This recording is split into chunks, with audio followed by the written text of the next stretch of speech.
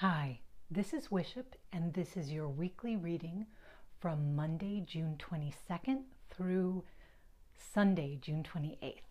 I'm making this before the weekend, so it'll be up a little early. So I want to mention that the summer solstice is on the 21st, which you probably already know, and you're probably already feeling the energies getting a little warmer, I hope.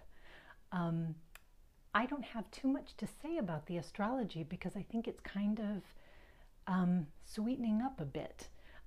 That traffic jam in Gemini is clearing up. The moon is now in Leo, where Venus and Jupiter are having a final time. The sun is going to go into Cancer, which is a nurturing kind of sign, and it's about your nearest and dearest. And I think that the general energies, because the moon is going to keep moving this week through Virgo and Libra, which are good listening signs, that I think that if you were holding back a conversation last week because you didn't want it to turn into a flame war, and I know some people had them. I know there were some knockdown dragouts. If you did hold something back because you just wanted it to be the right time to get a more sensitive hearing, this week might be a good time to talk about it, because people's hearts will be a little more open and a little more sympathetic. So if it's something that's deeply important to you, that you've been wanting to share with someone, maybe it's a revelation you've had or something going on, this might be a really good week to get the kind of response that lets you know you're really being understood. So moving forward with the cards, this week I did something a little different. I'm using 3 Lenormand cards.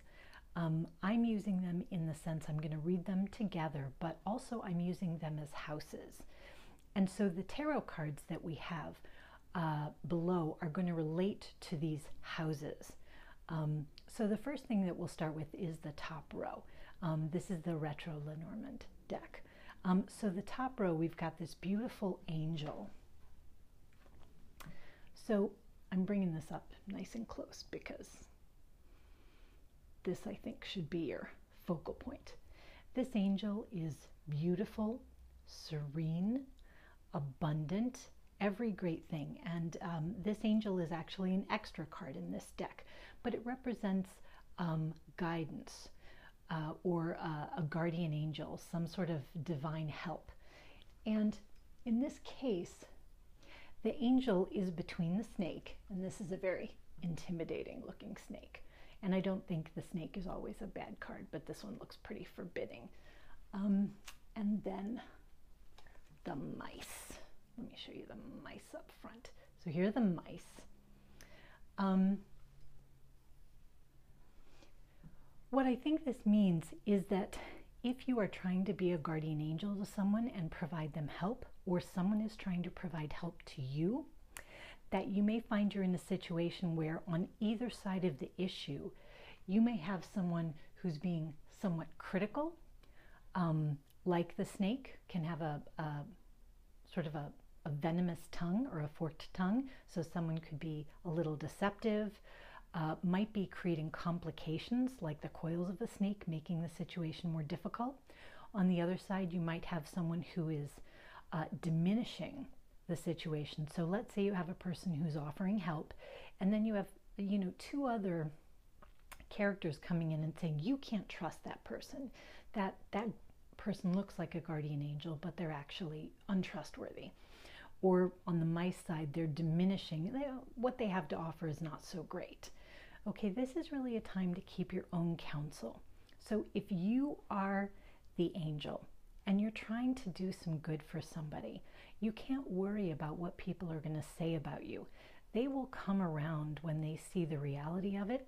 Sometimes these people, the snake and the mice, are doing what they're doing for good reasons. They think that they're protecting somebody, or they think they're protecting you.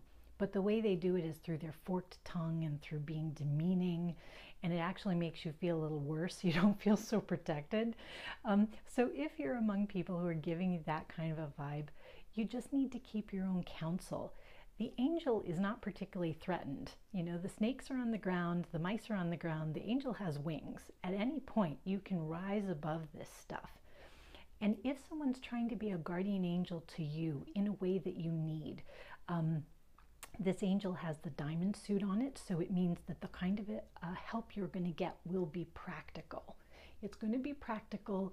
It's going to in some way manifest in your life. So rather than just having an intuition, you're going to get a concrete tip or a referral or some kind of assistance, or you're going to be giving that to somebody.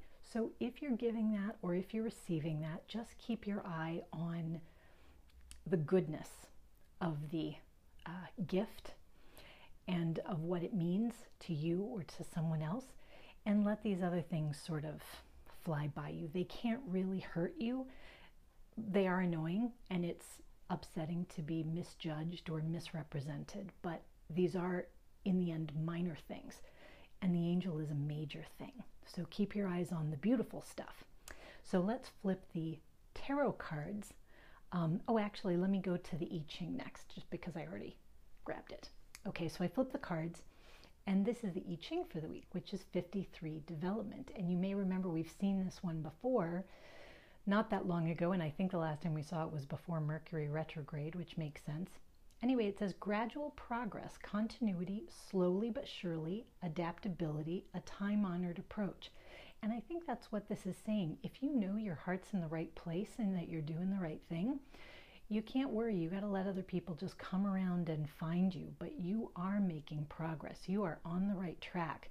And if you felt somewhat derailed by recent events or situations, I think you're sort of back on the path and you're moving forward. So really let that be what inspires you.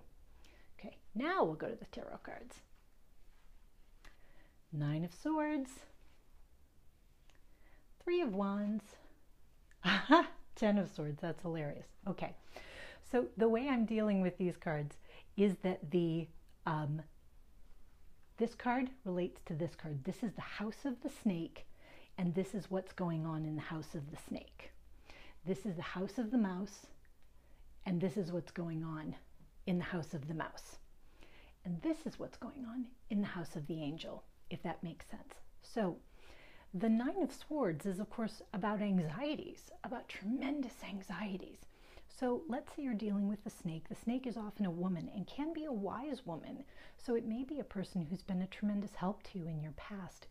But this wise woman is beset with anxieties, possibly about what you're doing. You may be doing something that she's not familiar with, that she would never do. And her anxiety is causing her forked tongue to come out. So you can't worry about that. Those are her fears. They don't have to be your fears. And of course, we see very much an echo of that in the mice. Here's the 10 of Swords, a card that is called in another of my decks, Ruin. Ruin, right? And there's betrayal and all this horrible stuff has happened. And so the mouse is trying to reduce the chance of ruin by never making too much of things. If you want too much, if you hope too much, if you dream too much, the disappointment will be greater, right? That's what the mouse says. Keep everything small, nibble it away, keep it very, very small, and then you risk less, right? You risk less chance of being hurt. You risk less chance of being upset, of being betrayed or disappointed. But you know what? The angel isn't going to be upset or disappointed. The angel has a divine purpose, and you do too, or you're helping someone with theirs, and you have to have some confidence in that, and you have to try to have faith. And the 3 of Wands here in reverse, let's look at this, upright. Often in the upright, the 3 of Wands, this happens to be the hoi polloi tarot deck, which is why the color looks a little different than the traditional Rider-Waite-Smith. The 3 of Wands is often a card, as you can see, about looking out for your ship to come in, or thinking about distant shores, or coming up with new approaches, right? The 3 of Wands in reverse says, don't give up on the approach you have now. Don't feel like you have to shift to something new. And 53, the I Ching card, development, says a time-honored approach. Whatever you're doing is right. You don't need to change your path. You don't need to reinvent the wheel.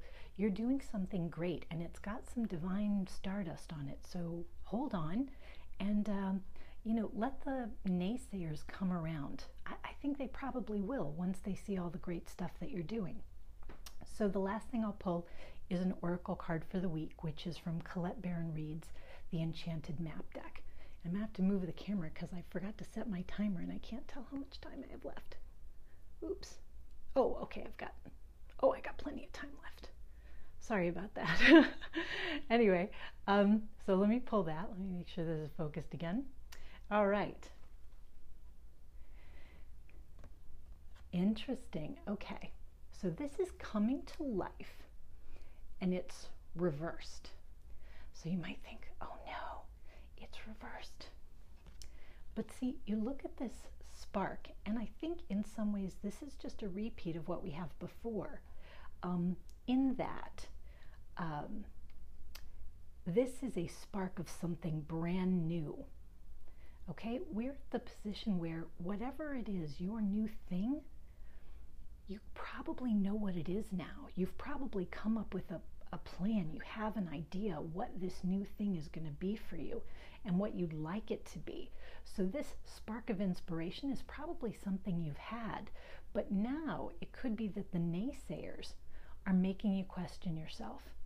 Am I doing the right thing? Maybe I've made a dumb mistake. Maybe I shouldn't be looking for a mentor in this area. Maybe I shouldn't be seeking out new resources. But coming to life in the reverse says, you know what? You don't need to reinvent. I mean, it sort of emphasizes the same message again. You're doing something great.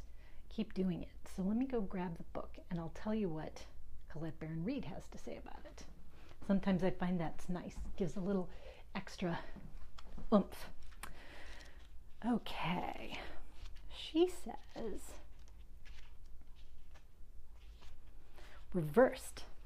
The coming to life card is a gentle reminder to get out of your own way, to let go and let spirit lead. I'm just going to point, you know who I'm pointing at. New life is unstable in the beginning and needs gentle care. Farmers don't go into the fields and pull up the shoots of plants to see how they're doing. They know that everything has its own cycle of growth. Let nature take its course. Find other things to focus on right now. Simplicity and small steps are the order of the day. When the time is right, you will see the miracle. Well, I can hardly say it better than that. And I think it's going to be a sweet week when you can have really beautiful, heartfelt conversations with people who are your nearest and dearest. And it is a time to cherish your dreams because they're good ones. Okay, that's it. Rock on with your divinely blessed selves.